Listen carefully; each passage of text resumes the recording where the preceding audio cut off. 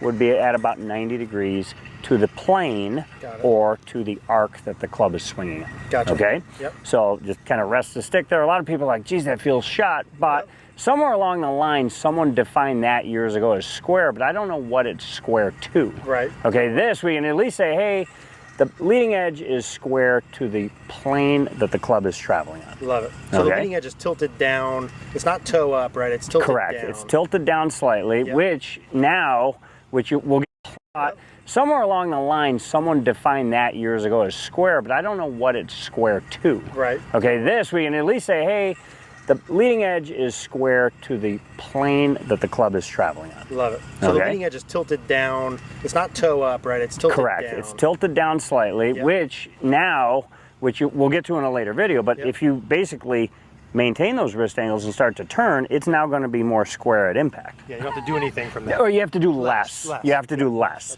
which is important. Yeah. So 90 degrees to the plane line here, and that also applies in the follow through? Correct. I'll work that down to sort of impact. Impact, so now you can see where the ball would be traveling. And now as that swings up an arc, it's going to continue up that arc and stay square to about knee high or just above, somewhere between knee and waist high. Good, love that. Okay? If you wanted to draw the ball, I'd say, okay, Eric, now let's close. So if we look at it from the plane standpoint, that's square. So if I said, okay, we want to learn how to draw it, let's close it a little bit. So which now gets into some little micro wrist positions to hit a specific shot. Got it. So we want to make sure that the face is square enough, right?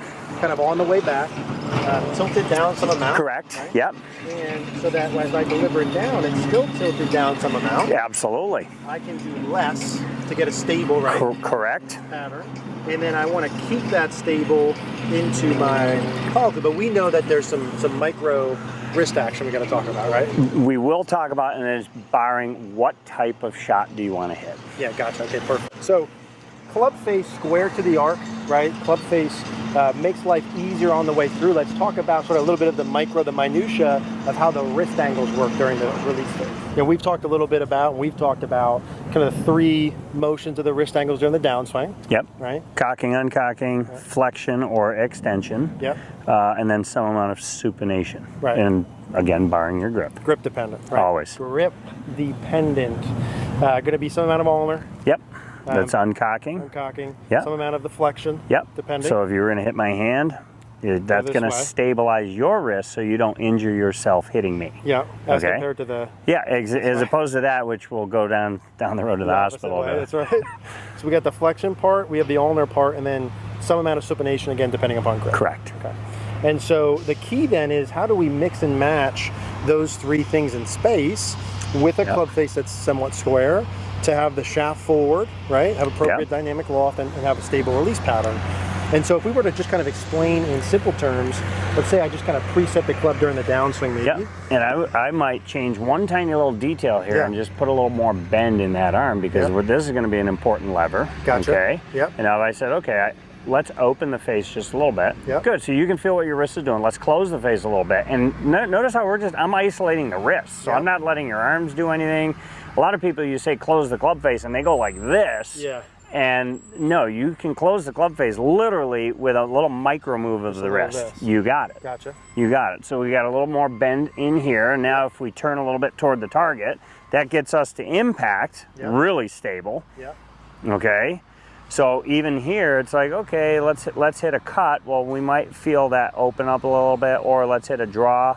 Let's close it. Let's think of the path that we now want to swing it. Yep. So we can swing it a little more out, okay, which changes your plane. Got it. Which will also change the curve of the ball. Got it. Okay. And then our next checkpoint, let's assume this one is perfectly on plane. There we go. Club face is at 90 degrees to the plane it's swinging in. Gotcha. Okay. Gotcha. And beyond that point, I really don't care what happens because the ball's gone. Yeah, you can just kind of let it go. Yeah. So the goal is going to be if we can get this, kind of, right, you said before, right? If I can get this club face slightly tilted down in the delivery phase, get my arm in here, I then probably don't have to do as much consciously, potentially. You really don't. Right. And what a lot of people, the feedback that I tend to get is, geez, if I do that with a driver, I pop it up or I hit these low ones. Well, that's probably because you're doing something extra near the ball that you really don't need to. Yes. And then we have another video that will talk about the axis tilt for a chip shot versus a driver, Yes, which is going to really put in stone, geez, why these wrist angles are so important to stabilize the club and the club face Got it. with different clubs. Got So we're hitting a 9-iron here. We don't need a whole lot of tilt to the right Yep. to try and get a ball up in the air. Keep it pretty Yeah, simple. because there's enough loft already on the club. And ideally, right, we would have an impact snap. We'd use something where Of course. I wouldn't have to think about as much micro. I could feel Right. the ball on my form. Exactly. Right, and keep it simple. Yeah. And so, of those three components, right, how can someone tell if, let's say, obviously if I come in and I don't have the shaft in and I'm here, I might have to Right. feel like I add kind of one or multiple of those three, Correct. right? Yep. I might have to feel like I add a little bit more of the flexion portion. Correct. Right? I might have to feel like I add, if let's say I come in and my face is open, Yep. depending on my grip, right? Absolutely. And how about we just, because most of our students have weaker grips to Yep. begin with, so it's like, okay, there's a weaker grip. Well, that's going to lead to a wide open club face. Yeah, I'm going to say, you gotta okay, Eric, really- now you got to really feel that, but I want you to feel that with a little more bend here, yep. and we'll show you why that's a big power source also. So the But- weaker the grip, I got to really flex and supinate. Oh, sure. And if you look at John Rahm hit a ball, Yeah, well, yeah. his wrist is, or Bryson DeChambeau or Yep. Jordan Old Jordan Spieth, Spieth, yep. their grip is so weak that it requires more flexion or more bowing Yeah. to stabilize the club and square the club face. And it's doable that way. They can do it. I mean, maybe They're a little tour harder. players, major winners. Yeah, right. So you can do it. Yeah. If you get super weak, it maybe requires a lot of effort, Correct. right? But so we would like something more neutral. We would like this to be square, right, to the arc. Yes, square to the plane or the arc. And then it's a combination of those wrist movements and then keeping that square in the follow through. But we know also that there's some body motion to have to go in there. Absolutely. Yeah. So let's talk a little bit about how the body works from that impact phase into the follow through. We need your knees, femurs, pelvis, spine Yeah. to jive or coordinate with what your arms are doing. So what I like taking people through, if you go ahead and just put your hands together like that, and I say, okay, Eric, don't move your knees and don't move your pelvis and swing your hands forward to me. Yeah, you can't get much past that point, okay? That's about So there's our impact, Yep. right? Yep. So now if I say, okay, stand up and now turn your pelvis toward the target. So in order for your pelvis to turn toward the target, one of two things had to turn. Either your spine itself had to turn or your knees and femurs turned your pelvis for you. So if Give we... me that one more time, Mark. Yep. So we take people, we get them into impact, and I say, okay, don't move your knees or pelvis, swing your arms forward. So your range of motion I'm done. is done right there. So if you're not turning, Yep. this is going to break and collapse and twist, and your radius is going to shorten. Can't okay, keep a stable you release cannot. point. Yes. Okay, you can keep it to about 4 or 5 inches past the ball, but that's Yep. it. You're Gotcha. toast. So now I say, okay, stand up, turn your pelvis and your knees and your legs. Boom. So what happened was your spine just went from flexed forward, think in terms of shooting a basketball, to extended. Think about serving a tennis ball. If I stay down here, well, my arm can only go this high. It cannot physically go any higher than that without me doing damage. But as soon as I extend the spine, well, now my arm has a whole new range of motion. Got it.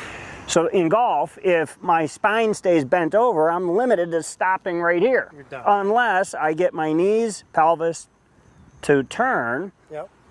and if my head stays, doesn't have to stay perfect, just kind of watch your shadow. Yep. If my head kind of stays there, your spine will start to go into extension. And what was the part you said there, which is good? My spine can't turn unless my Well, it can turn on its own, which Yeah. might be a whole nother video, okay? Yep. But in a downswing, when we're looking, we can turn for either stability, which if we're just kind of working on pitch shots, well, I can take my knees and my femurs and they help to turn my pelvis so Yep. then I can push off, got it. okay? Yep.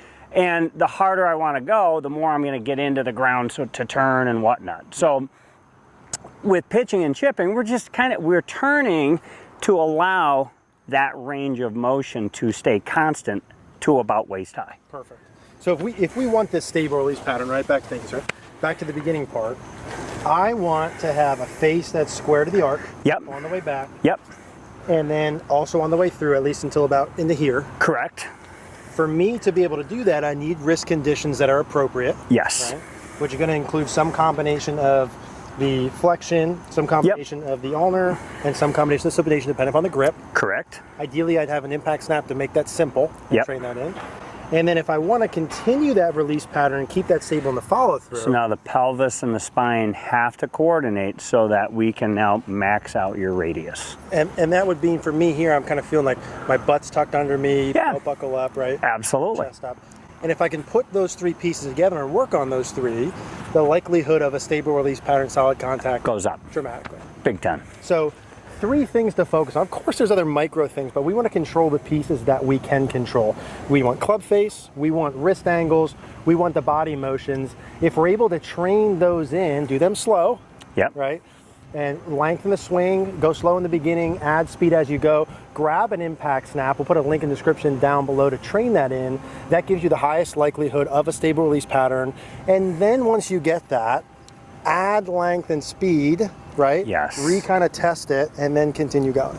No doubt. And I tell people all the time, it's like, look, let's do it at 40 miles an hour and then 50 miles an hour, then 60 miles an hour, then 70 miles an hour. And I equate it to, think of the first car you ever owned. Yeah. I know mine, Okay. at about 70 miles an hour, the whole thing was rattling. So I knew don't swing 70 miles, or don't drive 70 miles an hour. Yep. So I had to keep it around 60 for the car to feel stable. Well, that's what we're looking for in our golf swing. We want it to be stable, at least to here.